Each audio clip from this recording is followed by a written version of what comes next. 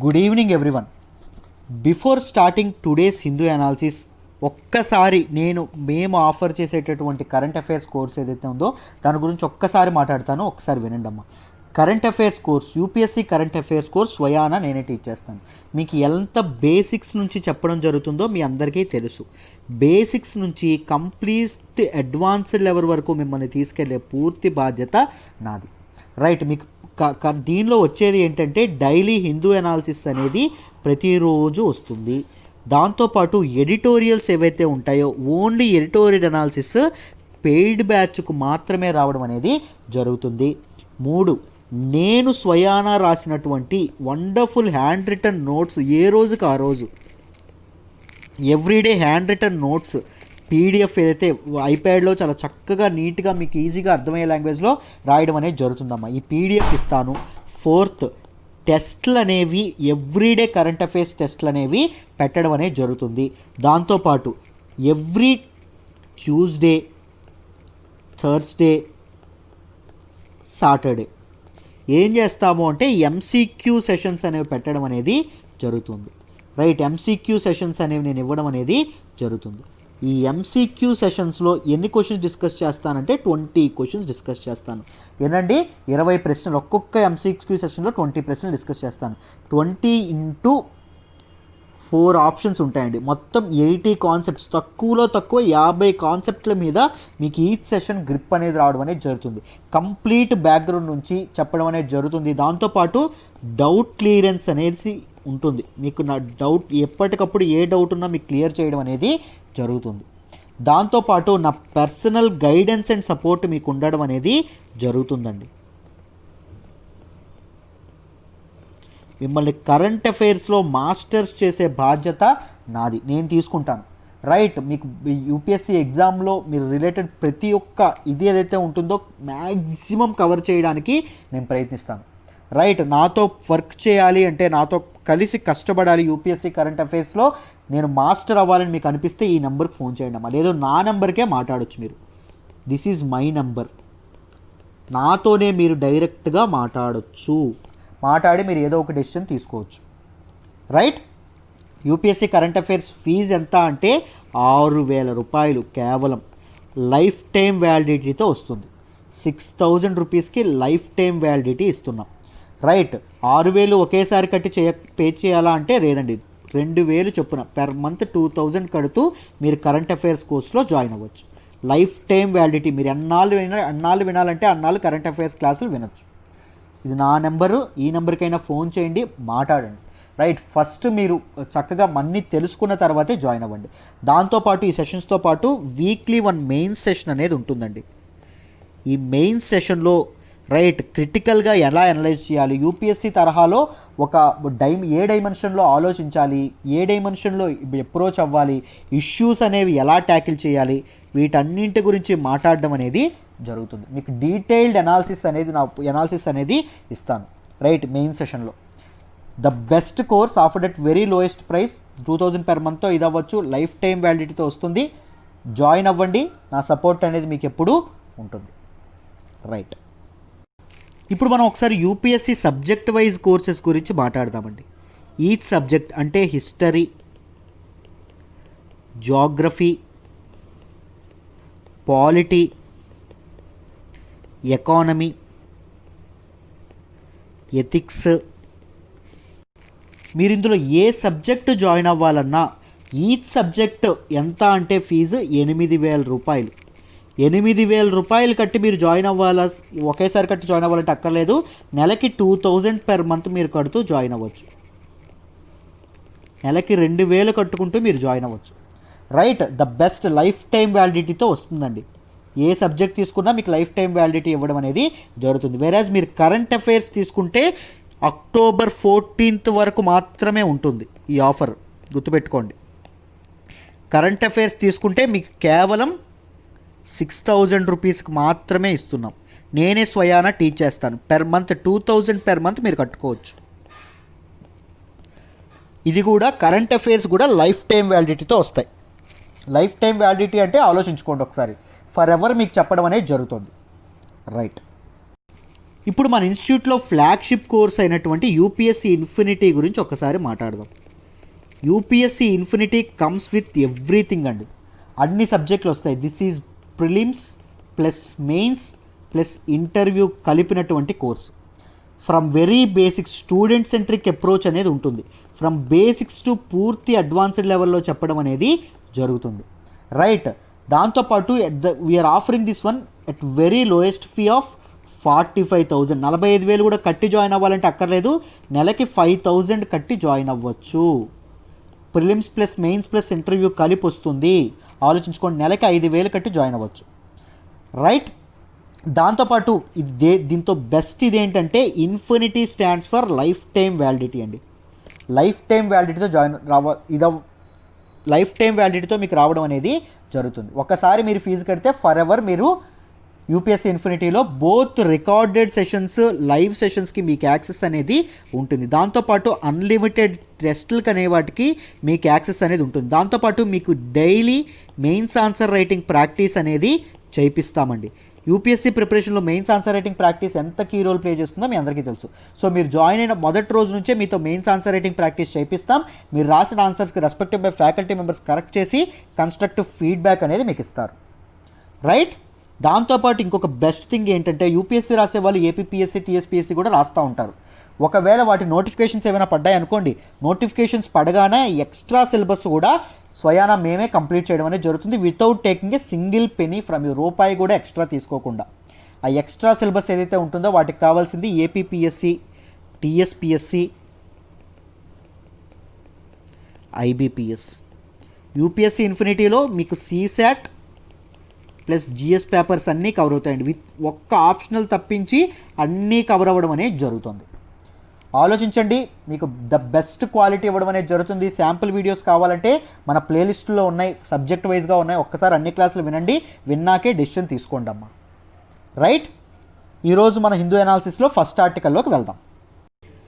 మనం మాట్లాడుకోబోయే మొదటి ఆర్టికల్ వచ్చేసి China remains quiet on Pakistan's Gilgit Baltistan move. Very very important article అండి regarding international relations, GS paper 2. జాగ్రత్తగా వినండమ్మా.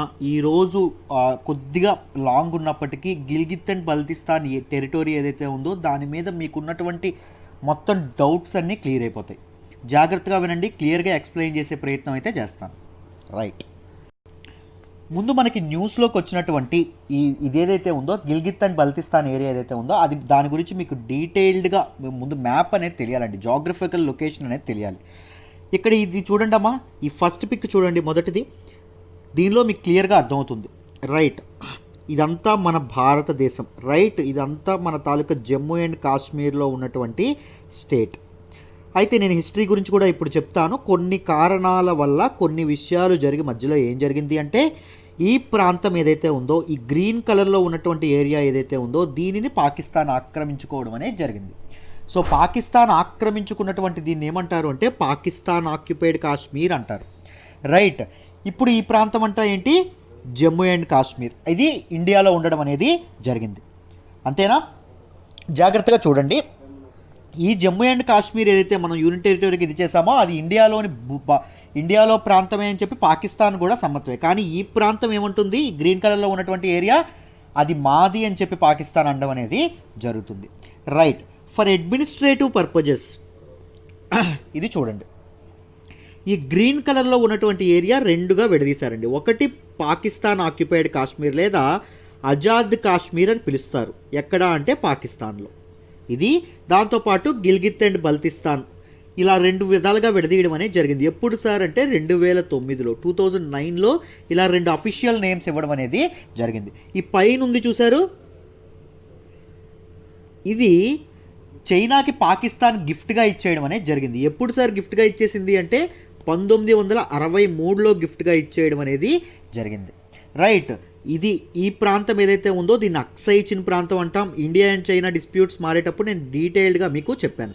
1962లో మనకి ఎప్పుడైతే ఇది జరిగిందో, ఇండియా చైనా వార్ జరిగిందో, అప్పుడు ఇండియా అనేది సమ్ పార్ట్ ఆఫ్ ఇండియన్ టెరిటరీని చైనాకి సరెండర్ చేయాల్సి రావడం అనేది జరిగింది. అక్సై చిన్ మనం కోల్పోవడం అనేది జరిగింది. 1963లో పాకిస్తాన్ అనేది చైనాకి ఈ ఈ ప్రాంతం ఏదైతే ఉందో ఆ ప్రాంతాన్ని పైన ఏదైతే ఉంటుందో ఇది ఇది ఉంది చూసారు, దీన్ని అప్పగించడం అనేది జరిగింది, గిఫ్ట్గా ఇవ్వడం అనేది జరిగింది. రైట్, ఇక్కడ చూడండి ఈ ట్రయాంగిల్ షేప్లో మీకు కనిపించేది ఒకసారి మీకు క్లియర్గా చూపిస్తాను. ఇదిగోండి ఈ ట్రయాంగిల్ షేప్లో కనిపిస్తుంది చూసారు, దీన్నే మనం ఏమంటాం, సియాచిన్ గ్లేషియర్ అంటాం. ఇక్కడే మన తాలూకా సైనికులందరూ చాలా చాలా లోయెస్ట్ టెంపరేచర్స్లో చాలా దారుణమైన పరిస్థితుల్లో మన భారతదేశానికి సేవ చేయడానికి కాపలా కాయడం అనేది జరుగుతుంది. రైట్, దీని గురించి మీకు తెలుసనే అనుకుంటున్నాను. సో పాకిస్తాన్ ఆక్యుపైడ్ కాశ్మీర్ మొత్తం 2 విధాలుగా విడదీయబడింది. సో పైన ఉన్నది గిల్గిత్ అండ్ బల్తిస్తాన్, ఇది పాకిస్తాన్ ఆక్యుపైడ్ కాశ్మీర్ అని మీకు అర్థమైందని అనుకుంటున్నాను. అసలు ఎందుకు విడదీయబడింది, మనం ఇండియా మ్యాప్ అంటే మొత్తం కలిపి చూపిస్తాం కదా సార్, ఎందుకు ఈ పాకిస్తాన్ ఆక్యుపైడ్ కాశ్మీర్ ఎవరి అండర్లో ఉంటుంది అంటే పాకిస్తాన్ అడ్మినిస్ట్రేషన్లో ఉంటుందండి. పాక్ అడ్మినిస్టర్ చేయడం అనేది జరుగుతుంది. ఇది జమ్మూ అండ్ కాశ్మీర్ ఏదైతే ఉందో దీన్ని ఇండియా అడ్మినిస్టర్ చేయడం అనేది జరుగుతుంది. ఎందుకు సార్ అలా జరిగింది, ఏంటి కథ అని మాట్లాడితే జాగ్రత్తగా వినండి, హిస్టరీ నుంచి ఎక్స్ప్లెయిన్ చేస్తాను. ఏం లేదమ్మా, స్వాతంత్రం రాకమునుపు మనకి ఇండిపెండెన్స్ రాకమునుపు మన ఇండియా అనేది మొత్తం ఒక ఉపఖండంగా, సబ్ కాంటినెంట్ మొత్తం ఒక దీనిగా ఇప్పుడున్నటువంటి డెమోగ్రఫీ ఉండేది కాదు. ఇండియా అనేది వివిధ రకాలైనటువంటి ప్రిన్స్లీ స్టేట్లుగా విడిపోవడం అనేది విడిపోయి ఉండేది. రైట్, డిఫరెంట్ రాజ్యాలుగా విడిపోవడం, చిన్న చిన్న సామ్రాజ్యాలుగా విడిపోవడం అనేది జరిగేది. ఈ ప్రిన్స్లీ స్టేట్స్కి ఎవరు అధిపతులు ఉండేవాళ్ళు, మీరు గమనిస్తే వాళ్ళ తాలూకా రూలర్స్ ఎవరైతే ఉంటారో ఇండివిజువల్ రూలర్స్ ఉండడం అనేది జరిగేది. ఎప్పుడైతే భారతదేశానికి స్వతంత్రం వచ్చిందో, స్వతంత్రం రాక కొద్ది రోజుల మునుపు ఇండియన్ యూనియన్ అనేది ఎప్పుడైతే స్టార్ట్ అవుతుందో మనకి సర్దార్ వల్లభాయ్ పటేల్ ఎవరైతే ఉన్నారో ఈయన ఈ ప్రిన్స్లీ స్టేట్స్ రూలర్స్ అందరూ ఎవరైతే ఉంటారో వాళ్ళందరినీ కూర్చోబెట్టి ఇండియన్ యూనియన్ అనేది స్టార్ట్ చేస్తున్నాం. సో మీరందరూ భారత యూనియన్కి మీ తాలూకా సామ్రాజ్యాలను అప్పగించండి, మనమంతా ఒక దేశంగా రూల్ చేయొచ్చు, మనం ఒక స్టెబిలైజ్డ్ గవర్నమెంట్గా ముందుకెళ్ళొచ్చు అని చెప్పడం అనేది జరిగింది. రైట్, అందుకే సర్దార్ వల్లభాయ్ పటేల్ని ఏమంటామో ఆర్కిటెక్ట్ ఆఫ్ మోడర్న్ ఇండియా అనడం అనేది జరుగుతుంది. రైట్, సో ఈ రూలర్స్ ఎవరైతే ఉన్నారో వీళ్ళు 1947లో 2 కంట్రీస్కి, ఇప్పుడు మనం రైవల్గా భావిస్తున్నటువంటి 2 కంట్రీస్ ఎవరండి, ఇండియాకి అండ్ పాకిస్తాన్కి స్వతంత్రం రావడం అనేది జరిగింది. అర్థమైందా? ఈ స్వతంత్రం రాగానే ముఖ్యంగా జమ్మూ అండ్ కాశ్మీర్కి సంబంధించినటువంటి రూలర్ ఎవరైతే ఉంటారో, Jammu and Kashmir Kingdom princely స్టేట్కి సంబంధించినటువంటి రూలర్ ఎవరైతే ఉంటారో ఆయన చాలా సతమతం అయిపోతూ ఉంటాడండి. ఆయనకి ఎటువైపు వెళ్ళాలో ఎటువైపు అడుగేయాలో తెలియదు. ఇండియాకి తన రాజ్యాన్ని అప్పగించాలా, పాకిస్తాన్కి తన రాజ్యాన్ని అప్పగించాలా, కొద్దిగా దీనిగా ఉండడం అనేది జరుగుతుంది. ఆ మూమెంట్లో ఏం జరుగుతుంది అంటే, ఆ ఇబ్బందికరమైన విషయంలో ఈయన ఒక డెసిషన్ తీసుకొనక మునిపే కొన్ని మిలిటరీ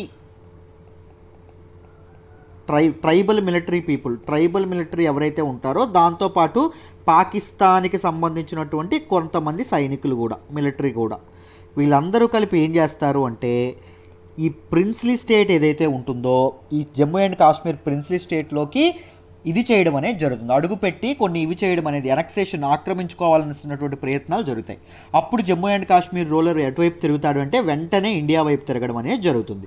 ఈయన ఏం చేస్తాడు, Jammu and Kashmir ruler Kashmir assets to ఇండియాకి అప్పగించడం అనేది జరుగుతుంది. ఎప్పుడండి, 26 అక్టోబర్ 1947లో అప్పగించేయడం అనేది జరుగుతుంది. ఒక ఈ ఎసెషన్ ఏదైతే ఉంటుందో దానికి సంబంధించినటువంటి ఒక ఇది సైన్ చేయడం అనేది జరుగుతుందండి, ఒక ట్రీటీ సైన్ చేయడం అనేది జరుగుతుంది. ఎప్పుడు 26 అక్టోబర్ 1947లో. సో దీని ప్రకారంగా అర్థం ఏంటి, ఇప్పుడు ఎవరిది, జమ్మూ అండ్ కాశ్మీర్ ఇండియాకి మామూలుగా రావాలి.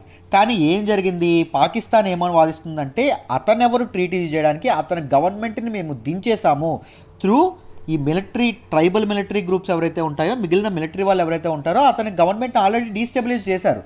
అతనెవరు ఇప్పుడు సైన్ చేయడానికి, he's not in the power, అతను సైన్ చేసేటప్పటికి ఆయన పవర్లో లేరు అని పాకిస్తాన్ వాదించడం అనేది జరుగుతుంది. సో ఏవైతే మిలిటరీ వాళ్ళు అడుగుపెట్టినటువంటి ఇదేదైతే ఉంటుందో ఆ ప్రాంతం అంతా మాది, పాకిస్తాన్ ఆక్యుపైడ్ కాశ్మీర్, ఇప్పుడు నేను నాకు చూపించాను కదా గ్రీన్ కలర్లో ఉంది, అదంతా మాది అని పాకిస్తాన్ వాదించడం అనేది జరుగుతుంది. తర్వాత ఏం జరిగిందో చెప్తాను, జాగ్రత్తగా వినండి అమ్మ. ఇన్ 1948 1948 ప్రాంతం 47-48లో ఈ కాశ్మీర్ కాన్ఫ్లిక్ట్ ఏదైతే ఉందో అది జరుగుతుంది. ఈ మహారాజా ఆఫ్ కాశ్మీర్ ఎవరైతే ఉంటారో ఆయన ఇండియాతో ట్రీటీ సైన్ చేసినప్పటికీ పాకిస్తాన్ తాలూకా మిలిటరీ వాళ్ళు ఆ ఆక్యుపైడ్ ల్యాండ్ నుంచి వెళ్ళాలని చెప్పి అనుకోరు. దాంతోపాటు 1948లో యునైటెడ్ నేషన్స్ సెక్యూరిటీ కౌన్సిల్ ఏదైతే ఉంటుందో ఐక్యరాజ్య సమితి భద్రతా మండలిలో ఇండియా అనేది కాశ్మీర్ ఇష్యూని లేవనెత్తుతుంది. పాకిస్తాన్ వాళ్ళు కాశ్మీర్లో ఉన్నారు, ఇది కరెక్ట్ కాదు అంటుంది. యుఎన్ఎస్సి అప్పుడు ఏం చేస్తుంది అంటే ఒక రిజల్యూషన్ తీసుకొస్తుందండి. ఈ రిజల్యూషన్ ప్రకారంగా ఏం చెప్తుంది అంటే కాశ్మీర్ ప్రాంతం ఏదైతే ఉందో కాశ్మీర్ ప్రాంతంలో మీరు రిఫరెండం అనేది కండక్ట్ చేయండి. రిఫరెండం అంటే ఏదైనా నిర్ణయాన్ని జనాల చేతుల్లోనే వదిలేశారనుకోండి, ఏదైనా నిర్ణయం తీసుకోవడానికి జనాలకి ఎలక్షన్స్ పెట్టారనుకోండి, రైట్, పలానా ఎవరికి మీరు వెళ్తారు, ఇండియాకి వెళ్తారా పాకిస్తాన్కి వెళ్తారా అనే ఒక దానికి ఎలక్షన్స్ పెట్టారనుకోండి, దానిని రిఫరెండం అంటాం. ఈ రిఫరెండం పెట్టండి అని అడగడం అనేది జరిగింది. కానీ ఎప్పుడు పెట్టమని చెప్పింది? Only if Pakistan military forces, Pakistan security forces కాశ్మీర్ని వదిలి వెళ్ళిపోవాలి. ఫస్ట్ కాశ్మీర్ని వదిలి వెళ్ళిపోవాలి. దాంతోపాటు ఇండియన్ మిలిటరీ ఫోర్సెస్ ఎవరైతే ఉన్నారో వాటి తాలూకా ప్రెజెన్స్ అనేది పాకిస్తాన్లో తగ్గించుకోవాలి. ఇండియన్ మిలిటరీ ఫోర్సెస్ కాశ్మీర్లో తగ్గించుకోవాలి. ఏదైతే కాశ్మీర్ డిస్ప్యూటెడ్ ఏరియాలో ఇండియన్ మిలిటరీ ఫోర్సెస్ యొక్క ప్రెజెన్స్ తగ్గించుకోవాలి, పాకిస్తాన్ మిలిటరీ ఫోర్సెస్ పూర్తిగా వెళ్ళిపోవాలి. ఆ టైంలో రిఫరెండం అనేది కండక్ట్ చేయడం అనేది జరుగుతుంది అని చెప్పింది. సో యుఎన్ఎస్సి చెప్పిన మేరకు ఇండియా బుద్ధిగా మిలిటరీ ఫోర్సెస్ని తగ్గించడం అనేది జరిగింది. కానీ పాకిస్తాన్ అనేది పాకిస్తాన్ మిలిటరీ ఫోర్సెస్ని పాకిస్తాన్ వెనక్కి తీసుకోవడం అంటూ జరగలేదు. రైట్, అందుకోసమనే రిఫరెండం అనేది కండక్ట్ చేయలేదు. రైట్, తర్వాత ఏం జరిగింది అంటే ఇప్పుడు పాకిస్తాన్ యొక్క అడ్మినిస్ట్రేటివ్ డివిజన్స్ ఏవైతే ఉన్నాయో వాటి గురించి ఒక్కసారి చూద్దాం, మీకు అర్థం అవుతుంది, జాగ్రత్తగా వినండి. పాకిస్తాన్లో మొత్తం 4 ప్రావిన్సెస్ ఉన్నాయండి. 4 ప్రావిన్సెస్ ఉండడం అనేది జరిగింది. ఈ 4 ప్రావిన్సెస్ ఏంటి సార్ అంటే బెలూచిస్తాన్, రెండవది ఖైబర్ పఖ్తూన్ఖ్వా, మూడవది పంజాబ్, నాలుగవది Sindh. They have their constitutional ఇవనేది వాటికి ఉండడం అనేది జరిగింది. కాన్స్టిట్యూషనల్ అడ్మినిస్ట్రేషన్ అనేది దీనిలో ఉండడం అనేది జరిగింది 4 ప్రావిన్సెస్లో. ఇప్పుడు అటానమస్ టెరిటరీస్ 2 ఉన్నాయండి. ఈ అటానమస్ టెరిటరీస్ అంటే ఏంటి అంటే ఆజాద్ జమ్మూ అండ్ కాశ్మీర్ అంటే ప్రజెంట్ ఉన్నటువంటి పాకిస్తాన్ ఆక్యుపైడ్ కాశ్మీర్ పీఓకే, దాంతోపాటు గిల్గిత్ అండ్ బల్తిస్తాన్.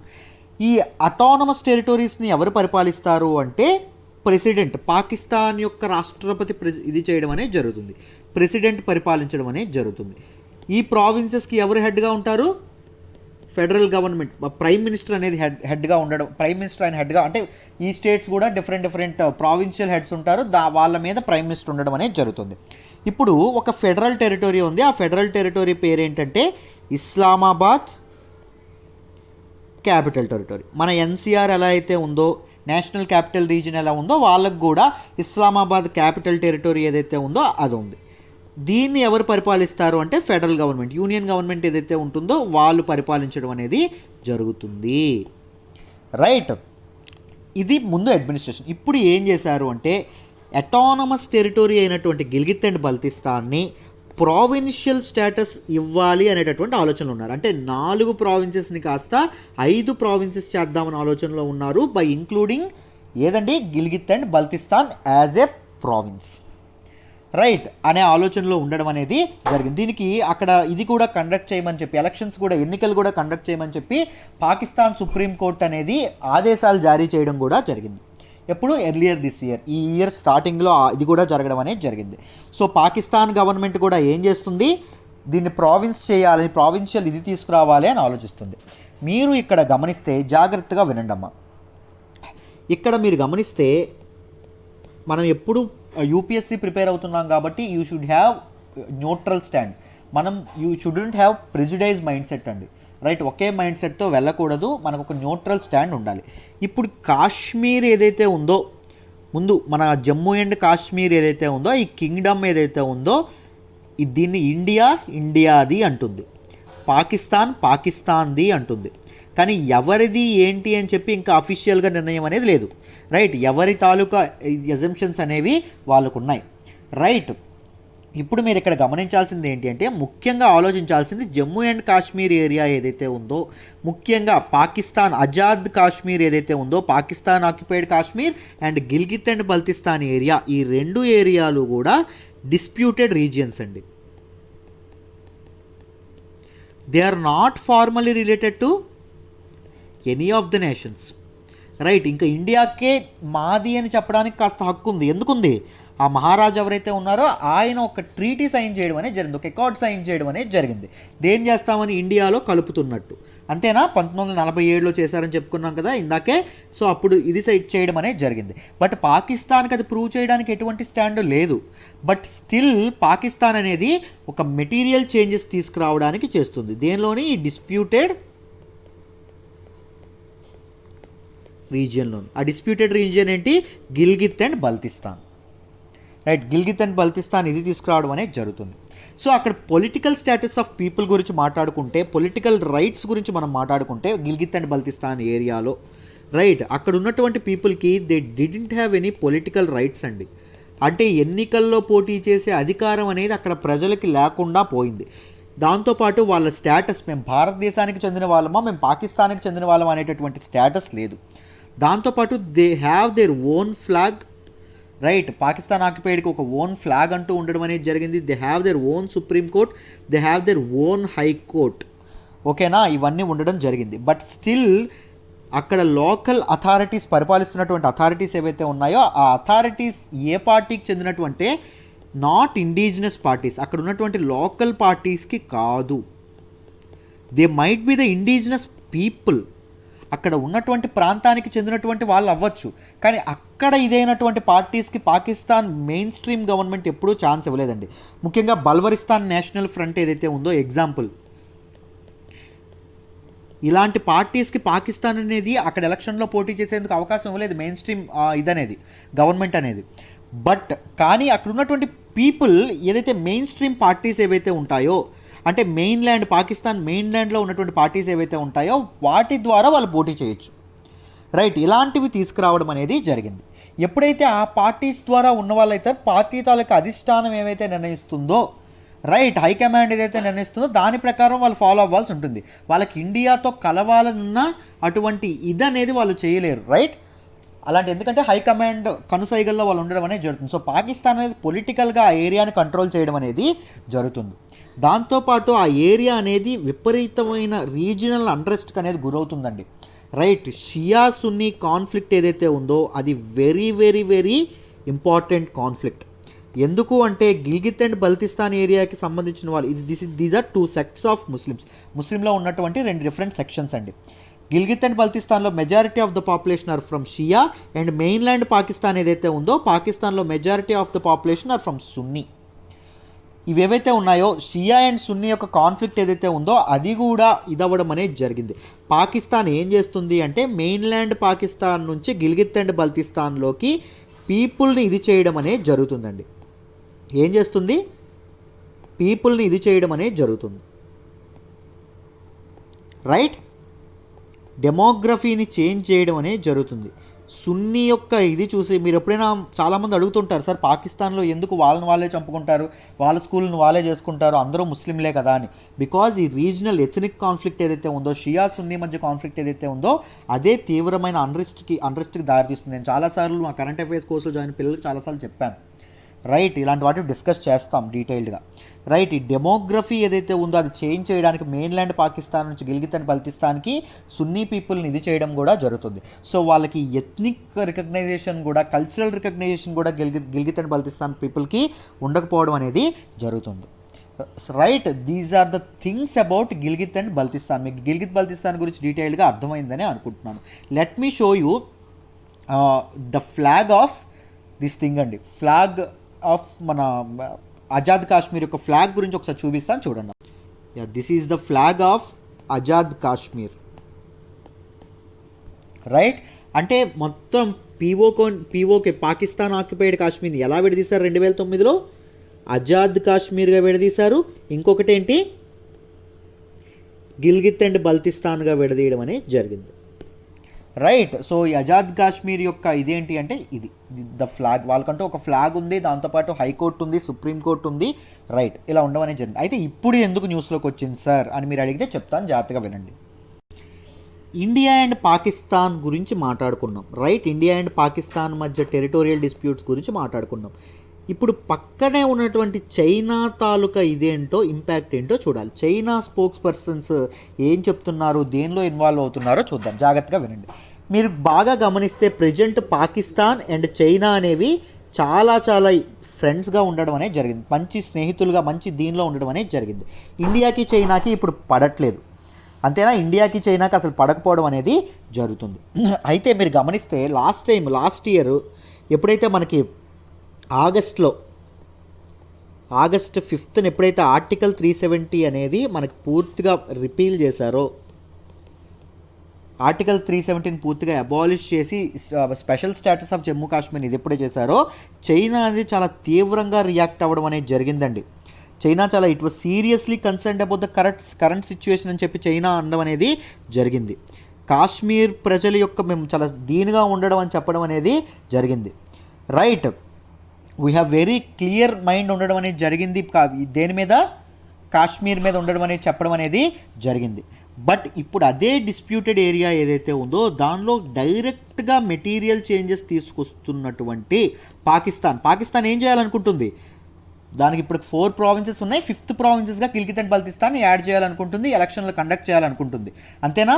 సో పాకిస్తాన్ చేస్తున్నటువంటి యూనిలాటరల్గా చేస్తున్నటువంటి ఈ చర్యల్ని ఏం ఖండించలేదండి. రైట్, అసలు ఖండించడం అంటూ జరగలేదు. రైట్, ఇంత సీరియస్గా రియాక్ట్ అవ్వడం అంటూ జరగలేదు.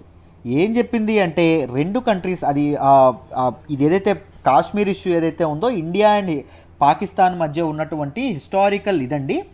రైట్, హిస్టారికల్ ఇదవడం అనేది జరిగింది, ఎప్పటి నుంచో ఈ కాన్ఫ్లిక్ట్ ఉండడం అనేది జరిగింది. It should be resolved peacefully and properly according to UNSC resolutions and bilateral agreements ద్వారా శాంతియుతంగా దీన్ని పరిష్కరించుకోవాలి అని చెప్పి వదిలారండి. రైట్, ఇప్పుడు పాకిస్తాన్ చేస్తున్నటువంటి చర్యని ఏమాత్రం ఖండించలేదు. దాంతోపాటు దీంతో మీద మాట్లాడడానికి కూడా కాస్త ఎబ్బెట్టుగా ఉండడం అనేది జరుగుతుంది. రైట్, అయితే ఇప్పుడు మీరు గమనిస్తే ఎందుకు ఇలా చేస్తుంది చైనా అని మీరు గమనిస్తే ఇక్కడ ఒక స్ట్రాటజికల్ ఇంపార్టెన్స్ ఉందండి. సింపుల్గా చెప్పాలంటే ప్రజెంట్ ఉన్నటువంటి గిల్గిట్ అండ్ బల్తిస్తాన్ ఏరియా నుంచి సిపెక్ ఏదైతే ఉంటుందో, నేను చాలాసార్లు దీని గురించి చెప్పాను, చైనా పాకిస్తాన్ ఎకనామిక్ కారిడార్ ఏదైతే ఉంటుందో ఆల్మోస్ట్ $50 బిలియన్ దీని మీద మన చైనా అనేది ఇన్వెస్ట్ చేయడం అనేది జరిగింది. దేని మీద అండి? గిల్గిట్ అండ్ సిపెక్లో, చైనా పాకిస్తాన్ ఎకనామిక్ కారిడార్లో. రైట్, ఈ సిపెక్ ఏదైతే ఉందో ఈ CPEC most of its part travels from Gilgit and Baltistan area అండి. ఈ సిపెక్ అనేది ఎక్కువ ఏ ప్రాంతం నుంచి ట్రావెల్ అవుతుందంటే గిల్గిట్ అండ్ బల్తిస్తాన్ ఏరియా. ఈ గిల్గిట్ అండ్ బల్తిస్తాన్ ఏరియా డిస్ప్యూటెడ్గా ఉండడం అనేది చైనాకి ఇష్టం ఉండదు. ఎందుకు అంటే ఇంత పెద్ద ఇన్వెస్ట్మెంట్ చేసినటువంటి ఒక ప్రాజెక్ట్ ఒక డిస్ప్యూటెడ్ రీజియన్లో ఉండడం అనేది ఏ కంట్రీ కూడా కోరుకోదు, చైనానే కాదు ఏ కంట్రీ కూడా కోరుకోదు. సో ఏం చేస్తున్నారు అంటే చైనా ఈ స్ట్రైవింగ్ ఫర్ ఒక ఇంపార్టెంట్ కన్క్లూజన్ తీసుకురావడానికి దీని మీద చేస్తుంది. So China might be lobbying, China అనేది గిల్గిట్ అండ్ బల్తిస్తాన్ ఏరియా మీద ఒక పరిష్కారం తీసుకొచ్చేందుకు లాబీయింగ్ చేసే అవసరం కూడా ఇది కూడా ఉండొచ్చు, అవకాశం కూడా ఉండొచ్చు అని చెప్పడం అనేది జరిగింది. రైట్, ఒకవేళ చైనా చేయకపోయినా పాకిస్తాన్ అనేది ఎందుకు చేస్తుంది అంటే చైనాతో ఎకనామిక్ రిలేషన్స్ ఏవైతే ఉన్నాయో వాటిని ఇంప్రూవ్ చేసుకోవడానికి, చైనాకి సిపెక్లో మార్గం సులభం చేయడానికి పాకిస్తాన్ ఇది చేస్తుంది. దాంతోపాటు పాకిస్తాన్ ఇప్పుడు ఉన్నటువంటి పరిస్థితులకి చైనా నుంచి ఎకనామిక్ సపోర్ట్ అనేది అవసరం, ఆర్థిక సహాయం చైనా చేయాల్సిన అవసరం పాకిస్తాన్కు ఉంది. ప్రజెంట్ పాకిస్తాన్ COVID-19 ద్వారా పాండమిక్ ద్వారా చాలా ఇదవుతుంది, దాంతోపాటు ఎకానమీ కూడా చాలా డిస్రప్షన్స్ ఉండడం అనేది జరిగింది. దాంతోపాటు ఫైనాన్షియల్ యాక్షన్ టాస్క్ ఫోర్స్లో కూడా గ్రే లిస్ట్లో ఉండడం వల్ల కూడా చాలా ఇది ఉండడం అనేది జరిగింది. ఎవరికి పాకిస్తాన్కి చాలా ఆగిపోవడం కూడా జరిగింది ఫైనాన్షియల్ సపోర్ట్. సో పాకిస్తాన్ అనేది దీనికోసం చేస్తుంది. కానీ చైనా అనేది ఎలా ఆలోచిస్తుంది అంటే చైనా తన ఫేమస్ డెట్ ట్రాప్ పాలసీ ఏదైతే ఉంటుందో, అంటే చిన్న దేశాలకు అప్పిచ్చి వాళ్ళు కట్టకపోతే వాళ్ళ దగ్గర నుంచి ఎక్స్ప్లాయిట్ చేసుకోవడం అండి, లెవరేజ్ చేసుకోవడం వాళ్ళ దగ్గర ఉన్నటువంటి ఆప్షన్స్. సో చైనా అనేది ఈ విధంగా చేస్తుంది, డెట్ ట్రాప్ పాలసీ అనేది ఫాలో అవుతుంది పాకిస్తాన్తో. రేపు పొద్దున్న ఇప్పుడు మెటీరియల్ చేంజెస్ పాకిస్తాన్ ఏదైతే గిల్గిత్ అండ్ బల్తిస్తాన్ ఏరియాలో తీసుకొస్తుందో అలాంటి చేంజెస్కి చైనా అనేది పుష్ చేయొచ్చు.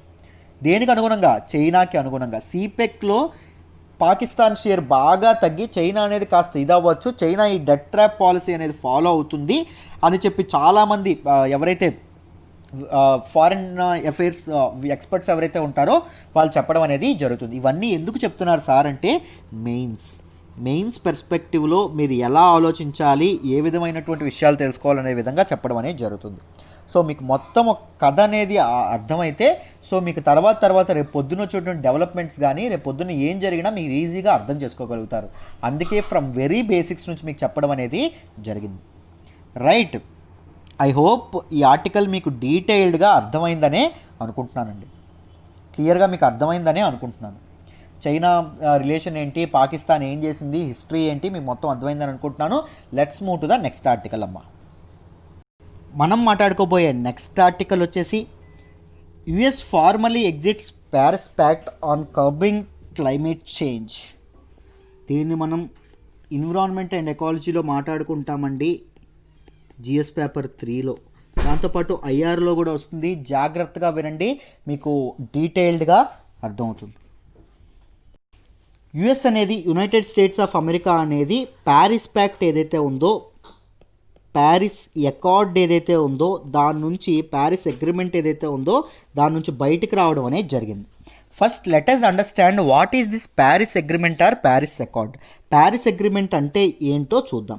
ఏం లేదండి, మనకి ఇప్పుడు చూస్తుంటే ఎన్విరాన్మెంట్ మీద చాలా ప్రెజర్ పడడం అనేది జరుగుతుంది. ఎన్విరాన్మెంట్ చాలా హజార్డస్గా తయారవ్వడం అనేది జరుగుతుంది. రైట్, ఎన్విరాన్మెంట్లో పొల్యూషన్ అనేది బాగా, కాలుష్యం అనేది చాలా పెరిగిపోవడం అనేది జరుగుతుంది. దాంతోపాటు ఏం జరుగుతుంది, గ్లోబల్ వార్మింగ్ అనేది పెరగడం అనేది జరుగుతుంది.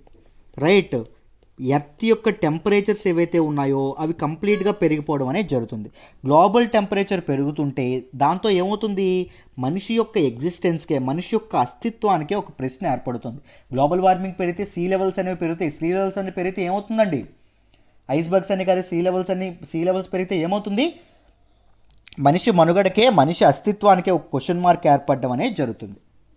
అందుకోసమని చెప్పి ప్యారిస్లో మన తాలూకా కంట్రీస్ అన్నీ ఏవైతే ఉన్నాయో, మన సుమారుగా 200 దగ్గర, అంటే 195 కంట్రీస్ నియర్లీ, అక్కడ అందరూ కలిశారండి. గవర్నమెంట్స్ అన్నీ కలిసి ఒక అగ్రిమెంట్ చేసుకోవడం అనేది జరిగింది.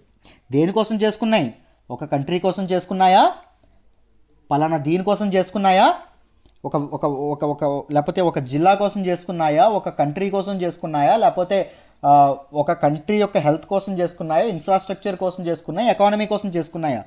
లేదు, ఆల్ మ్యాన్ కైండ్, మానవాళి కోసం చేసుకోవడం అనేది జరిగింది. ఈ 195 కంట్రీస్ రావడం అనేది జరిగింది, వచ్చి అగ్రిమెంట్ చేసుకున్నారండి. రైట్, సింపుల్గా చెప్పాలంటే ఈ అకార్డ్ ఏదైతే ఉందో, ప్యారిస్ అకార్డ్ ఏదైతే ఉందో, this is a global pact. Global countries చేసుకున్నటువంటి ఒక ఆమోదించిన కలిసి అగ్రిమెంట్ చేసుకున్నటువంటి ఒక అగ్రిమెంట్ అనుకోండి. Right, this global pact was signed in 2016, 2016లో సైన్ చేయడం అనేది జరిగింది. To avoid the threat of climate change ఏదైతే ఉంటుందో దానిని కంప్లీట్గా ఇది చేయడం అనేది జరిగింది. క్లైమేట్ చేంజ్ ఏదైతే ఉంటుందో దాంతో యుద్ధం ప్రకటించేందుకు ఇది చేయడం అనేది జరిగింది. It is a multilateral agreement అండి, అంటే డిఫరెంట్ కంట్రీస్ చేసుకున్నటువంటి agreement. Right, with in the United nations framework convention on climate change. వీటి గురించి మనం చాలాసార్లు మాట్లాడుకున్నాం. దీనిలో భాగంగా చేసుకోవడం అనేది జరిగింది. ఎందుకు ఈ ప్యారిస్ అకార్డ్ లేదా ప్యారిస్ అగ్రిమెంట్ని చేసుకున్నారు? మొదటిది ఏంటి అంటే to reduce and mitigate green house gas emissions అండి. గ్రీన్ హౌస్ గ్యాసెస్ అంటే ఏంటి, ద గ్యాసెస్ ద ట్రాప్ హీట్ని ఈ భూ వాతావరణం నుంచి బయటకు వెళ్లకుండా పట్టేసి భూ వాతావరణంలోనే ఉండేటట్టు చేసేవి ఏంటి అంటే గ్రీన్ హౌస్ గ్యాసెస్. ఎగ్జాంపుల్ ఏంటి, CO2 కానీ, O3 కానీ, ఓజోన్ కానీ, వాటర్ వేపర్ కానీ, H2O కానీ, మీథేన్ కానీ, CH4 కానీ, రైట్, ఇవన్నీ రావడం అనేది జరుగుతుంది, రైట్. నైట్రోజన్ డయాక్సైడ్ ఇవన్నీ రావడం అనేది జరుగుతుంది, ఇవన్నీ గ్రీన్ హౌస్ గ్యాసెస్లోకి రావడం అనేది జరుగుతుంది. సో ఎర్త్ భూ వాతావరణంలో ఈ గ్యాసెస్ యొక్క కాన్సన్ట్రేషన్ అనేది తగ్గిస్తే గ్లోబల్ వార్మింగ్ అనేది తగ్గుతుంది. గ్లోబల్ వార్మింగ్ అనేది తగ్గితే క్లైమేట్ చేంజ్ పెద్ద ఇంపాక్ట్ అనేది చూపించడం అనేది ఉండదు, రైట్. పర్ఫెక్ట్. అయితే చూడండి అమ్మ, జాగ్రత్తగా వినండి, రైట్. ఇది దీనికోసం చేయడం అనేది జరిగింది. మీకు ఈ ఎర్త్ యొక్క టెంపరేచర్ మీరు జాగ్రత్తగా గమనిస్తే అది విపరీతంగా పెరగడం అనేది జరుగుతుంది. దీని ఎయిమ్ ఏంటంటే <1.5°C అనేది ఉంచాలి. దేన్ని? ఎర్త్ ఎర్త్ టెంపరేచర్ ఏదైతే ఉంటుందో దాన్ని well below 2°C, ideally 1.5°C ఉంచడం అనేది జరగాలి. అంటే ఎర్త్ యొక్క టెంపరేచర్ రైజ్ అనేది 2°C కంటే పెరగకూడదు, <2°C ఉండాలి. ఐడియల్లీ 1.5° లోపల ఉండడం అనేది మంచిది, రైట్. ఇది తీసుకురావడం ప్రీ ఇండస్ట్రియల్ లెవెల్స్కి తీసుకురావాలి. అంటే ఇండస్ట్రియల్ రెవల్యూషన్ స్టార్ట్ అవ్వని ముందు ఎంత లెవెల్స్ ఉండేదో టెంపరేచర్ లెవెల్స్, ఆ లెవెల్స్కి తీసుకురావడం అనేది జరిగింది. దీనిలో భాగంగా ఈ ప్యారిస్ అగ్రిమెంట్లో భాగంగా ప్రతి కంట్రీస్ తమ తాలూకు వాలంటరీ టార్గెట్స్ అనేవి ఇది చేయొచ్చు, రైట్. అంటే ముఖ్యంగా CO2ని తగ్గించడంలో పలానా ఇయర్కి పలానా పర్సంటేజ్ తగ్గిస్తాము అని చెప్పి ఎవరి వాలంటరీ టార్గెట్స్ వాళ్ళు ప్రకటించడం అనేది జరుగుతుంది. The Paris accord requires countries to set their own voluntary targets అండి, వాళ్ళ తాలూకు ఓన్ వాలంటరీ టార్గెట్స్ అనేవి డిసైడ్ చేయొచ్చు. దాంతోపాటు మొత్తం ఎంతమంది సైన్ చేశారన్నాము దీన్ని? 195 మెంబర్స్ సైన్ చేశారు. ఏ ఇయర్లో? 2016లో సైన్ చేయడం అనేది జరిగింది. అయితే ఇప్పుడు యుఎస్ సంగతి ఏంటో చూద్దాం. యుఎస్ గవర్నమెంట్ అంటే ట్రంప్ గవర్నమెంట్ ముఖ్యంగా రిపబ్లిక్ పార్టీ రిగైమ్ అనేది స్టార్ట్ అయిన తర్వాత ఏం జరిగింది అంటే, ఎప్పుడైతే అధికారంలోకి రావడం అనేది జరిగిందో, అధికారంలోకి వచ్చిన తర్వాత ఏం జరిగింది అంటే ఈ క్లైమేట్ చేంజ్ అనేది ఒక పెద్ద బూటకం. క్లైమేట్ చేంజ్ అనేది చైనా ప్రచారం చేస్తున్నటువంటి ఒక గాలివార్త, రైట్. దీన్ని నమ్మకూడదు. క్లైమేట్ చేంజ్ తగ్గించాలని చెప్పి ఇండస్ట్రీలను తగ్గించమంటారు ఏంటంటే ఇన్కమ్ పోతుంది కదా. సో మా ఇన్కమ్ పోతే మా రెవెన్యూస్ తగ్గిపోతాయి, మా ఎకానమీ పడిపోతుంది. దానివల్ల ఏమవుతుంది? చైనా అనేది గ్లోబల్ పవర్గా ఎదగడం అనేది, ఎకనామికల్ పవర్గా ఎదగడం అనేది జరుగుతుంది. సో క్లైమేట్ చేంజ్ అనేది ఒక గాలి వార్త. సో క్లైమేట్ చేంజ్ మేము పట్టించుకోం. ముఖ్యంగా ముందు ఒబామా గవర్నమెంట్లో వాళ్ళు చేశారు కాబట్టి, సో మేము ఇప్పుడు వచ్చాం కాబట్టి మేము పట్టించుకోము. డెమోక్రాట్లు తీసుకున్నటువంటి నిర్ణయం మాకు ఇది కాదు అని చెప్పడం అనేది ట్రంప్ గవర్నమెంట్ ఇది చేయడం అనేది జరిగింది. దాంతోపాటు ఒబామా గవర్నమెంట్ క్లైమేట్ చేంజ్కు కంబ్యాట్ చేయడానికి తీసుకొచ్చినటువంటి ఇంపార్టెంట్ దీన్ని ట్రంప్ గవర్నమెంట్ అనేది, ట్రంప్ అడ్మినిస్ట్రేషన్ అనేది అప్పుడు క్యాన్సిల్ చేయడం అనేది జరిగింది. దాంతోపాటు ప్యారిస్ అగ్రిమెంట్ అనేది చేసుకున్నారు. కానీ ప్యారిస్ అగ్రిమెంట్ అనేది బోత్ చైనా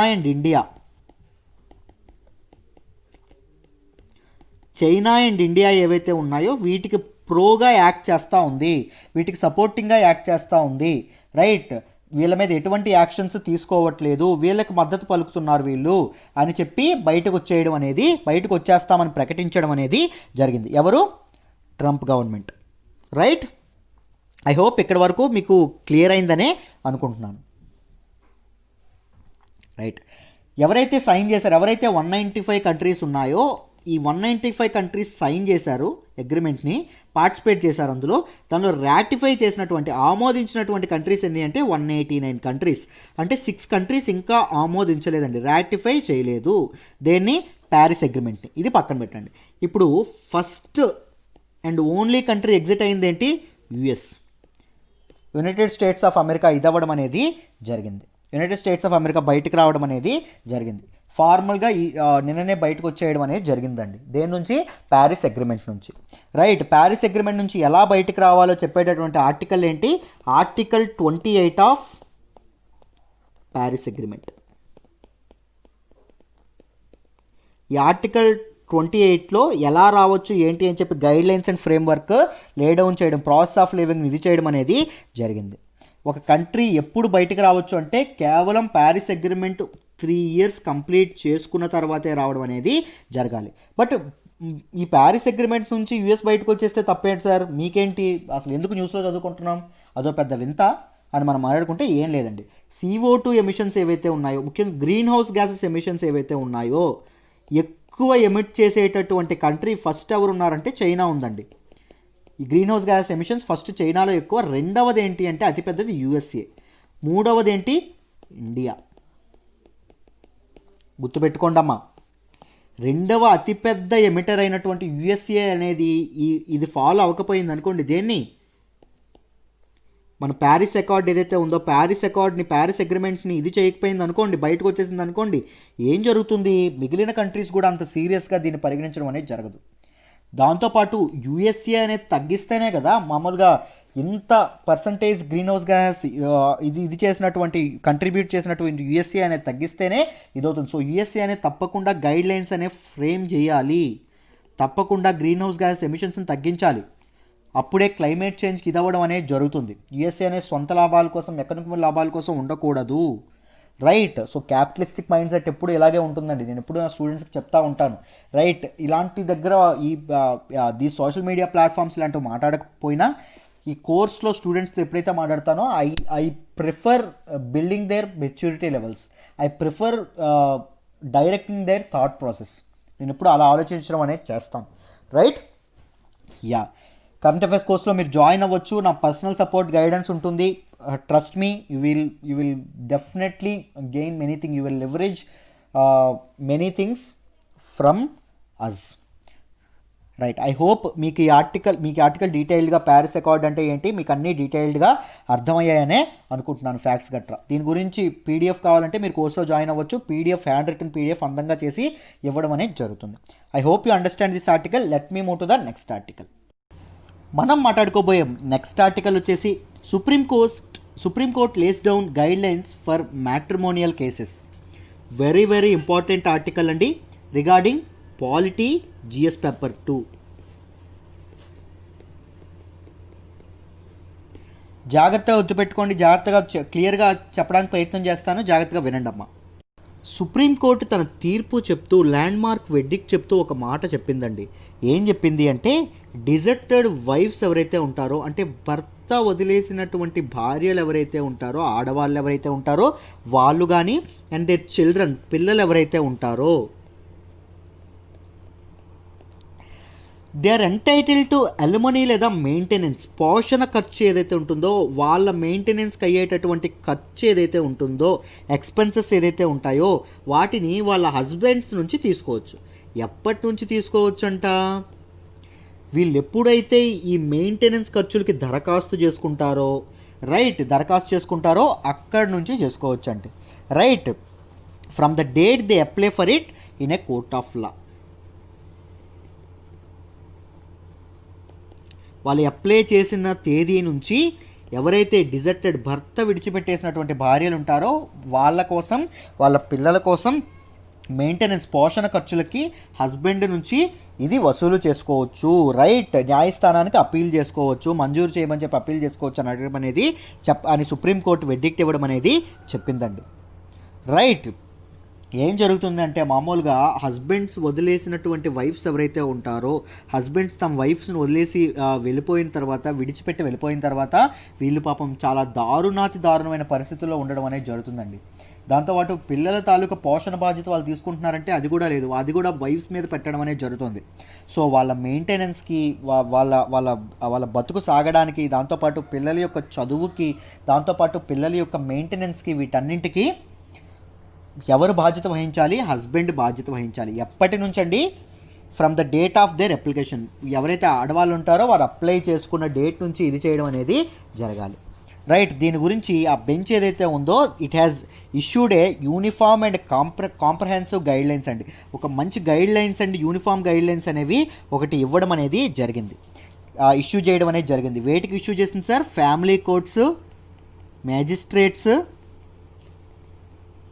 దాంతోపాటు లోవర్ కోర్ట్స్, వీటికి ఇష్యూ చేయడం అనేది జరిగింది సుప్రీంకోర్టు. ఇక మీదట ఇలాంటి టైప్ ఆఫ్ ఏవైనా మీరు కేసులు అనేవి డీల్ చేస్తే ఈ తీర్పులో ఉన్నటువంటి ఏవైతే ఇవి ఉంటాయో వాటిని పరిగణలోకి తీసుకోండి. ఇలాంటి అప్లికేషన్స్ మీరు హీరింగ్కి వచ్చినప్పుడు, ఇలాంటి అప్లికేషన్లను మీ దగ్గరికి వచ్చినప్పుడు, ఇప్పుడు మేము ఇది చేస్తున్నటువంటి కాంప్రహెన్సివ్ అండ్ యూనిఫామ్ గైడ్లైన్స్ ఏవైతే ఉంటాయో వాటిని పరిగణలోకి తీసుకోండి అని చెప్పడం అనేది జరిగింది. రైట్. ఒకవేళ ఈ గైడ్లైన్స్లో ఏవైనా వైలేట్ చేస్తే సివియర్ పనిష్మెంట్స్ అనేవి ఉంటాయని చెప్పడం అనేది, ముఖ్యంగా సివిల్ డిటెన్షన్ లాంటివి ఉంటాయని చెప్పడం అనేది జరిగిందండి. రైట్. ఇలాంటివి ఉండడం అనేది ఇలాంటివి ఉంటాయి, సివియర్గా పనిష్ చేస్తామని చెప్పడం అనేది జరిగింది. రైట్. నెక్స్ట్, ఒకవేళ హస్బెండ్ లేదండి నాకు ఎటువంటి ఉద్యోగం లేదు, ఎటువంటి నాకే డబ్బులు రావు, నాకే సంపాదన లేదు అని చెప్పినా అది కన్సిడర్ చేయకూడదు. ఎందుకంటే సంపాదన ఉన్నప్పటికీ లేనప్పటికీ, రైట్, సంపాదన ఎనీ సోర్స్ ఆఫ్ ఇన్కమ్ ఉన్నప్పటికీ లేనప్పటికీ, రైట్, ఒక ఆయన పెళ్లి చేసుకున్నాడంటే పిల్లాన్ని పిల్లల్ని పోషించాల్సినటువంటి మారల్ డ్యూటీ భర్తకు ఉండడం అనేది జరిగింది. ఒకవేళ అతను ఏబుల్ బాడీడ్ అయితే, అంటే అన్ని శరీర అవయవాలను చక్కగా పనిచేస్తున్నట్టు, దాంతోపాటు ఎడ్యుకేషనల్ క్వాలిఫికేషన్స్ ఏవైతే ఉంటాయి, ఎడ్యుకేషనల్ క్వాలిఫికేషన్స్ ఉంటే ఆ ప్లీ అనేది రిజెక్ట్ చేయండి. Husband I don't have any, I didn't possess any source of income అని పెట్టుకున్న ప్లీని రిజెక్ట్ చేయండి అని చెప్పి ఇది చేయడం అనేది జరిగింది. రైట్, దాంతోపాటు కొన్ని మార్గదర్శకాలు అనేవి కొన్ని జారీ చేసిందండి. అందులో మొదటిది ఏంటి అంటే మెయింటెనెన్స్ కేసు ఏదైతే ఉంటుందో, మెయింటెనెన్స్ కేసెస్లో both wife and husband, apply చేసుకున్నటువంటి వైఫ్ అండ్ హస్బెండ్ ఇద్దరు తమ తాలూకా ఎసెట్స్, ఆస్తులు అండ్ లయబిలిటీస్ ఏవైతే ఉంటాయో వీటిని చూపించాలండి, న్యాయస్థానాల దగ్గర చూపించాలి. దాంతోపాటు ఇద్దరు ఒకవేళ ఒకరి మీద ఒకరు ఎర్లియర్ కేసెస్ ఏవైనా, ఎవరి మీదైనా ఎవరు ఎర్లియర్ కేసెస్ ముందేవైనా ఏదైనా కేసుల మీద ఏదైనా నింద మీద కేసు పెట్టారనుకోండి, ఆ కేసుల యొక్క రికార్డ్స్ ఏవైతే ఉంటాయో, పెండింగ్ కేసెస్ యొక్క వివరాలు ఏవైతే ఉంటాయో అవి కూడా మ్యాండేటరీగా రివీల్ చేయాలి న్యాయస్థానం దగ్గర. రైట్, దాంతోపాటు పిల్లల యొక్క expenses, education and their basic needs ఏవైతే ఉంటాయో వాటిని మెయింటెనెన్స్ ఖర్చు, పోషణలో భాగంగా చేయాలి. ఒక వైఫ్ను పోషిస్తే సరిపోదు, పిల్లల్ని కూడా పోషించాల్సిన మారల్ డ్యూటీ ఎవరికి ఉంది, భర్తకు ఉంది అని చెప్పడం అనేది జరిగింది. దాంతోపాటు ఇన్ఫ్లేషన్ అంటే ఏంటండి, ద్రవ్యోల్బణం, దాంతోపాటు హై కాస్ట్ ఆఫ్ లివింగ్, ఇలాంటివి ఏవైతే ఉంటాయో వాటిని కూడా పరిగణలోకి తీసుకోవాలి అని చెప్పడం అనేది జరిగింది. ఇన్ఫ్లేషన్ అంటే ఏంటండి, ధరల పెరుగుదల. రైట్, ధరల పెరుగుదల of the phenomenal of rising in ప్రైసెస్ని ఏమంటాము, ఇన్ఫ్లేషన్ అంటాము. ఇప్పుడు కోర్ట్ అనేది నువ్వు పలానా మెయింటెనెన్స్ ఖర్చు ఒక 5,000 ఇవ్వాలయ్యా నిర్ణయించింది అనుకోండి. రేపు పొద్దున్న ఒక సంవత్సరం గడిచిన తర్వాత ఈ 5,000 నిర్ణయించినప్పుడు కేజీ కందిపప్పు 80 రూపాయలు అనుకోండి, దాంతోపాటు కేజీ రైస్ 40 రూపాయలు అనుకోండి. కానీ ఒక సంవత్సరం తర్వాత ఎంత ఇవ్వాలండి, ఆయన అదే 5,000 ఇస్తాడు, బట్ ధరలు అనేవి మారిపోతాయి. కేజీ కందిపప్పు ఎంత ఒక 100 రూపాయలు అయింది అనుకోండి, కేజీ రైస్ అనేది ఒక 60 రూపాయలు అయింది అనుకోండి. రైట్, ఏం జరుగుతుంది, ఎవరైతే ఇది చేసే వాళ్ళకి డబ్బులు సరిపోతాయండి, భార్యకి కానీ పిల్లలకు కానీ సరిపోవు. సో ధరలు నిర్ణయించేటప్పుడు ఇన్ఫ్లేషన్ను కూడా, అదే మెయింటెనెన్స్ ఖర్చును నిర్ణయించేటప్పుడు ఇన్ఫ్లేషన్ను కూడా ఇది చేసుకోవాలని చెప్పి నిర్ణయించడం అనేది జరిగింది. ఇన్ని లాస్ ఉండేటప్పటికీ, ఇంత ఇది ఉండేటప్పటికీ ఉమెన్కి మాత్రం, ఆడవాళ్ళకు మాత్రం రూపాయి కూడా గవ్వ కూడా దక్కకుండా అవుతుందండి. దానివల్ల ఉమెన్ ఏదైతే లైవ్లీహుడ్ ఏదైతే ఉంటుందో, జీవన భృతి ఏదైతే ఉంటుందో, వాళ్ళ సస్టైనబిలిటీకి, వాళ్ళ మెయింటెనెన్స్కి కనీస మద్దతు అనేది లభించకుండా ఏం జరుగుతుంది, వాళ్ళు సివియర్ పావర్టీలో బతకడం అనేది జరుగుతుంది పిల్లల్ని పెంచుకుంటూ. అది ఇంకోసారి జరగకూడదు అని చెప్పడం అనేది జరిగింది. యూజువల్గా మెయింటెనెన్స్ కేసెస్ ఏవైతే ఉంటాయో, పోషణకి సంబంధించినటువంటి కేసెస్ ఏదైతే ఉంటుందో, ఈ మెయింటెనెన్స్ కేసెస్ 60 days 60 రోజుల లోపల పరిష్కరించబడాలండి. కానీ నిజానికి ఇయర్స్ పట్టడం అనేది జరుగుతుంది, కొన్ని సంవత్సరాలు పట్టడం అనేది జరుగుతుంది తేలేటప్పటికి. ఎందుకు, ఈ ఎవరైతే ఉంటారో మగవాళ్ళు లీగల్ లూప్ హోల్స్ ఏవైతే ఉంటాయో వాటిని ఉపయోగించుకొని కేసుని స్టే పెట్టడం అనేది జరుగుతుంది, కేసుని పెండింగ్లో పెట్టడం అనేది జరుగుతుంది. Right, code of criminal procedure ఏదైతే ఉంటుందో, కోడ్ ఆఫ్ క్రిమినల్ ప్రొసీజర్లో ఉన్నటువంటి సెక్షన్ 125 ఏం చెప్తుంది అండి, it is conceived to ameliorate the agony, anguish and financial suffering of a women who had left her matrimonial home. Right, తన తాలూకా అత్తవారిని వదిలేసినటువంటి, విడిచిపెట్టినటువంటి ఆడవాళ్ళు ఎవరైతే ఉంటారో వాళ్ళ పోషణ బాధ్యతలను అనే వాటిని గుర్తించి వాటి గురించి మాట్లాడేటటువంటి సెక్షన్ ఏంటండి, section 125 of code of criminal procedure అండి. రైట్, దీనికోసం ఒక సూటబుల్ అగ్రిమెంట్ అనేది న్యాయస్థానాల దగ్గర చేసుకోవడం అనేది జరిగేది. ఎందుకు, తనను తాను సస్టైన్ చేసుకోవడానికి, తన పిల్లల్ని పెంచుకోవడానికి. రైట్, తన జీవితాన్ని వెళ్ళబుచ్చడానికి, దాంతోపాటు తమ పిల్లల్ని పోషించడానికి ఒక పోషణ అనేది, ఒక మెయింటెనెన్స్ అనేది లభించాలి. ఎవరి దగ్గర నుంచి, భర్త దగ్గర నుంచి. మెయింటెనెన్స్ ఖర్చుకు అనేది ఒక డబ్బులు కాస్త లభించాలి, రైట్. దాన్ని ఇది చేసేటటువంటి సెక్షన్ ఏంటి, section 125 of code of criminal procedure అండి, రైట్. దీని గురించి డీటెయిల్డ్గా చెప్పడం అనేది జరిగింది. మీకు మొత్తం ఆర్టికల్లో ఏం ప్రొవిజన్స్ తెచ్చారు, ఏమేం చేశారని చెప్పి క్లియర్గా అర్థమైందనే అనుకుంటున్నానమ్మా, right. Let's move to the next article. మనం మాట్లాడుకోబోయే నెక్స్ట్ ఆర్టికల్ వచ్చేసి courts for trying law makers in public interest. Very very very important article regarding both prelims and mains perspective, right. దీన్ని మనం జిఎస్ పేపర్ 2లో చదువుకోవడం అనేది జరుగుతుంది. జాగ్రత్తగా వినండి అమ్మా, ఏ ఆస్పెక్ట్లో చదువుకోవాలి, ఏ డైమెన్షన్లో చదువుకోవాలి, జాగ్రత్తగా మాట్లాడదాం, రైట్. ఈ ఆర్టికల్ని మనం ఏ డైమెన్షన్లో చదువుకోవాలి అంటే క్రిమినలైజేషన్ ఆఫ్ పాలిటిక్స్ డైమెన్షన్లో చదువుకోవాలండి, రైట్. క్రిమినలైజేషన్ ఆఫ్ పాలిటిక్స్ నేను ఆల్రెడీ కొన్నిసార్లు చెప్పాను దీని గురించి, బట్ కొత్త వాళ్ళు ఉంటారు కదా వాళ్ళ కోసం చెప్తున్నాను, మళ్ళీ మీ పాత వాళ్ళకు కూడా ఒక రివిజన్లా ఉంటుంది, జాగ్రత్తగా వినండి అమ్మా. క్రిమినలైజేషన్ ఆఫ్ పాలిటిక్స్ అంటే it implies criminals entering into election fray. Criminals ఎవరైతే ఉంటారో వాళ్ళు లా మేకింగ్ ఏదైతే ఉంటుందో, లా మేకింగ్ ప్రొసీజర్ ఏదైతే ఉంటుందో, దాంతోపాటు ఈ ఎలక్షన్స్ ఏవైతే ఉంటాయో దానిలోకి ఎంటర్ అవ్వడాన్ని ఏమంటామో దాన్ని క్రిమినలైజేషన్ ఆఫ్ పాలిటిక్స్ అనడం అనేది జరుగుతుంది.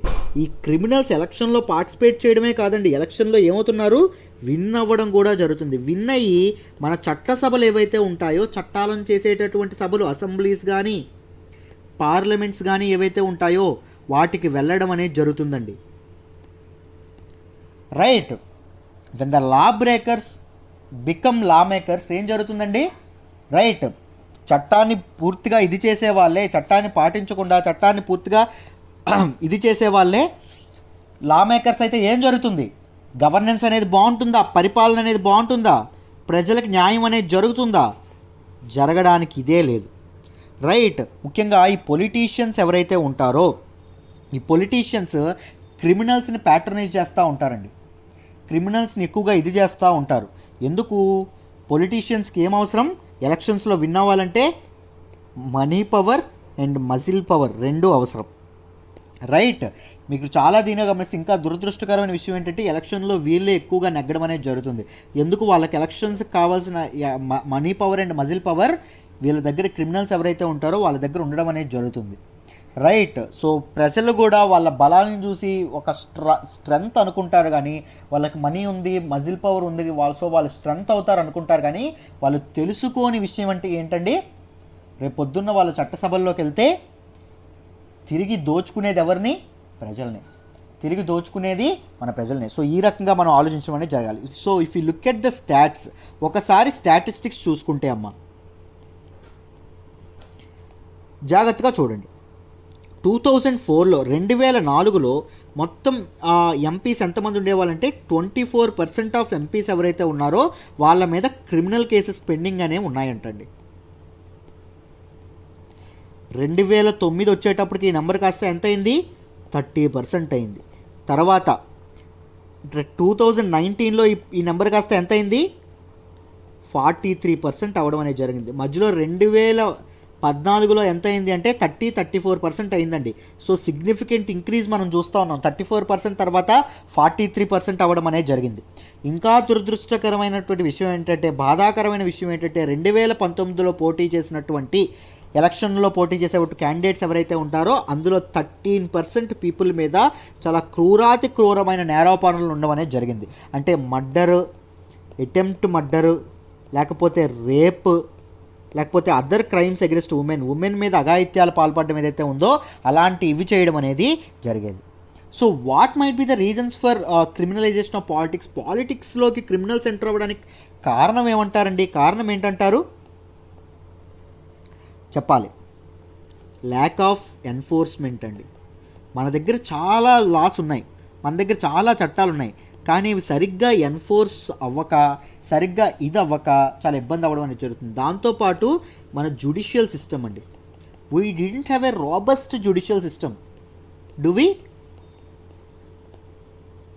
అంటే మన జ్యుడిషియల్ సిస్టమ్ చాలా ప్రెజరైజ్ అవ్వడం అవుతుంది. ఎందుకంటే నెంబర్ ఆఫ్ కేసెస్ ఎక్కువ, మన దగ్గర ఉన్నటువంటి పరిష్కరించేటటువంటి కోర్టులు తక్కువ, దాంతోపాటు లూప్ హోల్స్ ఏవైతే ఉంటాయో మన చట్టాల్లో ఉన్నటువంటి లూప్ హోల్స్ని ఉపయోగించి వీళ్ళందరూ ఏం చేస్తున్నారు, స్టేలు తెచ్చుకోవడం, బయటకు వచ్చేయడం, ఇవన్నీ చేయడం జరుగుతుంది. సార్ సరిగిన శిక్ష అనేది పడుతుందా, ఎవరికైనా పడట్లేదు. సరైన శిక్ష పడకుండా బయట తిరిగే వ్యక్తులు ఎలా ఉంటారు, వాళ్ళు కూడా ఎలక్షన్లో పోటీ చేయడం అనేది జరుగుతుంది. సో క్రిమినలైజేషన్ ఆఫ్ పాలిటిక్స్ అదొక ఇదవ్వడం అనేది కూడా జరుగుతుంది. దాంతోపాటు use of muscle and money power, muscle power and money power ఏదైతే ఉంటుందో దానివల్ల కూడా ఇదవ్వడం అనేది జరుగుతుంది.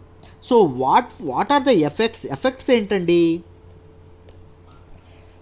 క్రిమినలైజేషన్, పాలిటిక్స్ క్రిమినలైజ్ అయితే ఏం జరుగుతుంది సార్ అంటే, మొదట డెమోక్రసీలో వెరీ వెరీ ఇంపార్టెంట్ ఏంటంటే, ప్రజాస్వామ్యంలో ఇంపార్టెంట్ ఏంటి అంటే ఫ్రీ అండ్ ఫెయిర్ ఎలక్షన్స్ అండి. ఈ ఫ్రీ అండ్ ఫెయిర్ ఎలక్షన్స్ అవ్వాలి అంటే, రైట్, ఎలక్షన్స్ అనేవి నిజాయితీగా చక్కగా అవ్వాలి అంటే ఏముండాలి, ఇలాంటి క్రిమినలైజేషన్ ఆఫ్ పాలిటిక్స్ అనేది ఉండకూడదు. దాంతోపాటు it also effects good governance అండి. సరైన పరిపాలన అనేది జనాలకు అందాలంటే క్రిమినలైజేషన్ ఆఫ్ పాలిటిక్స్ ఉండకూడదండి. క్రిమినల్స్ అనే వాళ్ళు పాలిటిక్స్లో రావడం వల్ల ఏమైంది, వాళ్ళు ఎందుకు వస్తున్నారు పాలిటిక్స్లోకి, తిరిగి వాళ్ళు ఖర్చు పెట్టిందంతా సంపాదించుకోవడానికి వస్తున్నారు. సో కరప్షన్ లాంటివి చాలా పెరుగుతాయి. దాంతోపాటు అది ఏం చేస్తుంది అంటే, పబ్లిక్ సర్వెంట్స్ ఎవరైతే ఉంటారో వాళ్ళలో కూడా నిజాయితీగా పబ్లిక్ సర్వీస్ చేద్దాము అనుకొని వచ్చిన వాళ్ళలో కూడా కరప్షన్ అనేది ఇన్ఫ్యూజ్ అవ్వడం అనేది జరుగుతుంది. దాంతోపాటు సోషల్ డిజార్మోనీ అని కూడా ఇదవుతుందండి. యూత్ ఎవరైతే ఉన్నారో వీళ్ళందరూ వీళ్ళ వెనక తిరిగి చాలా పాడవడం అనేది జరుగుతుంది. ఒక డిజార్మనీ, సొసైటీలో ఒక డిజార్మనీ కూడా ఇదవ్వడం అనేది జరుగుతుంది. రైట్, ఈ క్రిమినలైజేషన్ ఆఫ్ పాలిటిక్స్ ఏదైతే ఉందో దీనివల్ల ఇలాంటి సివియర్ ఇంపాక్ట్స్ అనేవి ఉండడం అనేది జరిగింది. రైట్, మనం రీసెంట్గా సుప్రీంకోర్టు ఇచ్చినటువంటి వెర్డిక్ట్ చూసుకున్నా చాలా. సో రీసెంట్గా సుప్రీంకోర్టు ఒక వెర్డిక్ట్ ఇచ్చిందండి. ఏమిచ్చింది, ఈ లెజిస్లేచర్స్ ఎవరైతే ఉన్నారో, లా మేకర్స్ ఎవరైతే ఉన్నారో వాళ్ళ మీద ఉన్నటువంటి కేసులు ఏవైతే ఉన్నాయో వాటిని వాదించేందుకు కొన్ని స్పెషల్ కోర్ట్స్ నియమించాలి, కొన్ని ప్రత్యేక కోర్టులను నియమించాలి అని చెప్పడం అనేది జరిగింది. సుప్రీంకోర్టు రీసెంట్ వెర్డిక్ట్ అనేది ఇవ్వడం జరిగింది. దాంతోపాటు ఏం చెప్పింది, ఎలక్షన్లో పార్టిసిపేట్ చేసే వాళ్ళు ఎవరైతే ఉన్నారో వాళ్ళ సోషల్ మీడియాలో కానీ డిజిటల్ మీడియా ద్వారా కానీ వాళ్ళ మీద ఉన్న కేసులను కూడా బహిర్గతపరచాలి, ప్రజలకు తెలియజేయాలి. వాళ్ళు రేపు పొద్దున ఏం చేస్తున్నారో, ఎలా చెప్తున్నారో, వాళ్ళ మీద ఉన్నటువంటి మా మీద కేసులు పలానా ఉన్నాయి, స్టిల్ మాకు ఓటేయండి అని వాళ్ళు బయటకు చెప్పాలి. రైట్, వాళ్ళ నోటితో. ఇలాంటిది కూడా ఏదైతే ఉందో ఇలాంటి నిర్ణయాలు కూడా సుప్రీంకోర్టు తీసుకోవడం అనేది జరిగింది. ఎందుకు, పాలిటిక్స్లో క్రిమినల్స్ అనేవి రావడం తగ్గించడానికి. రైట్, వాళ్ళ నెంబర్ అనేది తగ్గించడానికి. రైట్, అయితే మద్రాస్ హైకోర్టు కమిటీ ఏదైతే ఉందో సుప్రీంకోర్టు తీసుకున్నటువంటి ఈ నిర్ణయం, ఏ నిర్ణయం అండి, స్పెషల్ కోర్ట్స్ని పెట్టాలి అనేటటువంటి నిర్ణయం. ఎవరిని విచారించడానికి, ఎంపీలు ఎమ్మెల్యేలు, former MPs and MLAs and sitting MPs and MLAs ఎవరైతే ఉన్నారో వాళ్ళని విచారించడానికి ఒక ప్రత్యేక కోర్టులు అనేవి ఇది చెయ్యాలి అని చెప్పిన నిర్ణయాన్ని మద్రాస్ హైకోర్టు సమర్థించలేదండి. మద్రాస్ హైకోర్టు స్పెషల్ కోర్ట్స్ ఈ తరహాలో పెట్టకూడదు అని చెప్పింది. ఏం చెప్పింది, special court should be set up on the basis of offence centric, అంటే తప్పు ఏదైతే ఉంటుందో దాని ప్రకారంగా చేయాలి కానీ it shouldn't be offender centric, ఎవరు తప్పు చేశారో వాళ్ళకి తగినట్టుగా చేయడం అనేది జరగకూడదు, స్పెషల్ కోర్ట్స్ అనేవి జరగకూడదు.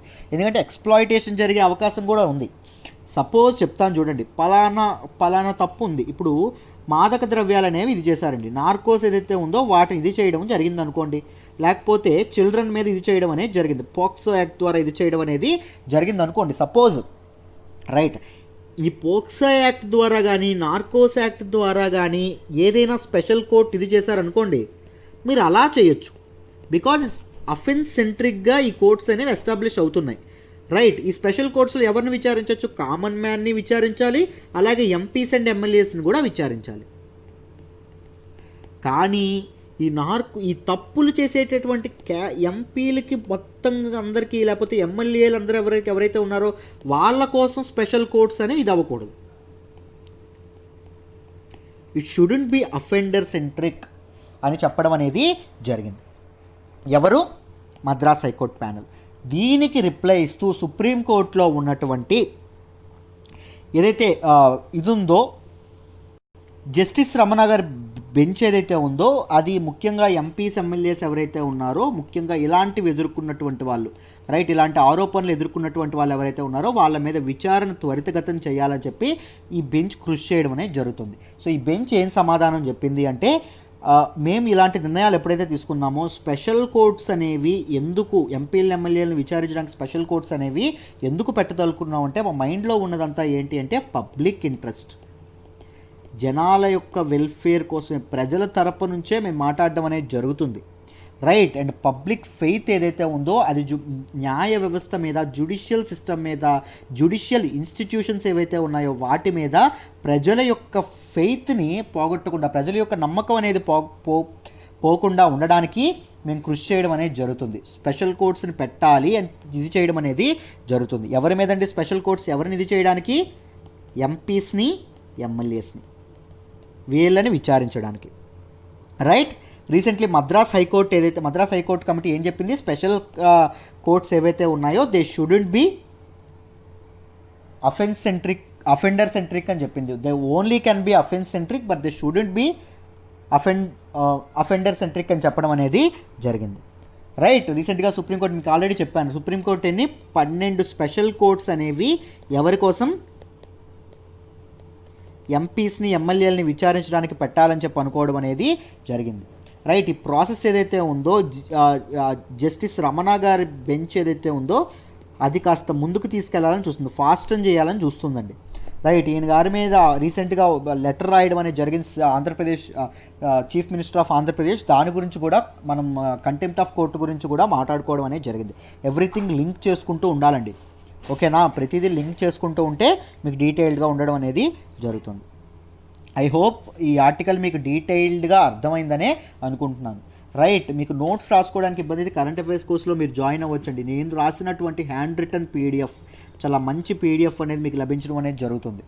దాంతోపాటు మీకు డౌట్ క్లియరెన్స్ ఉంటుంది, నా పర్సనల్ సపోర్ట్ ఉంటుంది, నా పర్సనల్ గైడెన్స్ ఉంటుంది, రైట్, మీకు అన్ని వేళలా, రైట్. దాంతోపాటు మీకు ఎంసీక్యూ సెషన్స్ అనేవి వస్తాయండి, రైట్. వీక్లీ 3 ఎంసీక్యూ సెషన్స్ వస్తాయి ఆల్టర్నేట్ డేస్. దాంతోపాటు ఒక మెయిన్స్ సెషన్ అనేది రావడం అనేది జరుగుతుంది, ఇన్డెప్త్గా చెప్పడం అనేది జరుగుతుంది. సొసైటీని ఎలా చూడాలి, ఏ డైమెన్షన్లో అనలైజ్ చేయాలి, మీ థాట్ ప్రాసెస్ని ఇది చేసే ట్రిగ్గర్ చేసే విధంగా క్లాసులు అనేవి ఉంటాయి, రైట్. మనం ఒక కల్చరల్ ఇది ఫాలో అవుతామండి. ప్రతిదీ బ్యాక్గ్రౌండ్ నుంచి, లోతుల నుంచి చెప్పడం అనేది జరుగుతుంది, మీకు అర్థమయ్యే అంతవరకు చెప్పడం అనేది జరుగుతుంది, రైట్. నన్ను నమ్మి జాయిన్ అవ్వండి. జాయిన్ అవ్వాలంటే ఇది నెంబర్, ఈ నెంబర్కి ఫోన్ చేయొచ్చు, లేకపోతే ఇది నా నెంబర్ అండి,